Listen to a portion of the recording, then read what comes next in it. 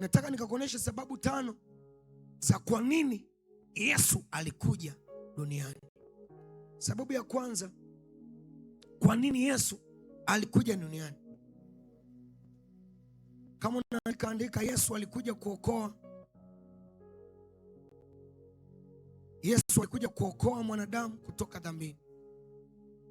Sababu ya kwanza, Yesu alikuja kuokoa mwanadamu kutoka dhambini. Yesu alikuja kumwokoa mwanadamu kutoka kwenye vifungo vya giza, kutoka kwenye vifungo vya dhambi. Hii ni sababu ambayo ilimfanya Yesu akashuka. Hii sababu ambayo ilimfanya Yesu akaja duniani. Lengo la Yesu na sababu yake kuja hapa duniani ni kututoa kwenye vifungo vya dhambi, ni kumtoa mwanadamu kutoka kwenye kifungo cha dhambi.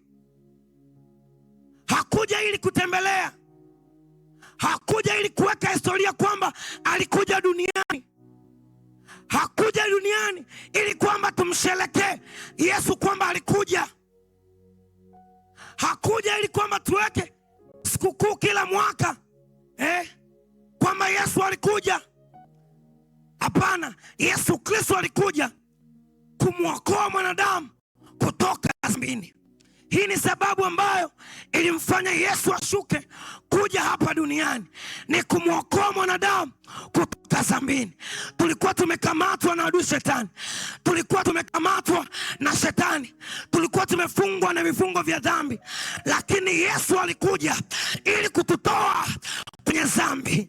Alikuja ili kutuondoa kwenye dhambi. Anasema mimi nilikuja ili muwe na uzima, na huo uzima muwe nao tele.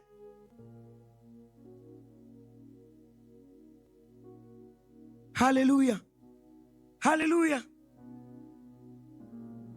Yesu alikuja kutukomboa kutoka dhambini. Alikuja kututoa dhambini, akafa, akasulubiwa.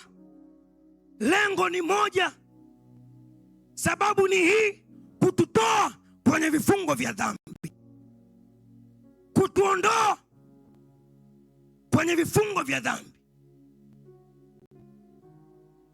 Na ndio maana hii leo hii tumeokoka, tumesamehewa, tunazikataa dhambi, tunamkubali Yesu, kwa sababu Yesu Kristo alikuja kwa ajili ya kututoa dhambini. Bwana Yesu asifiwe. Bwana Yesu asifiwe. Anasema iweni watakatifu kama mimi nilivyo mtakatifu. Yesu anataka sisi tuwe watakatifu.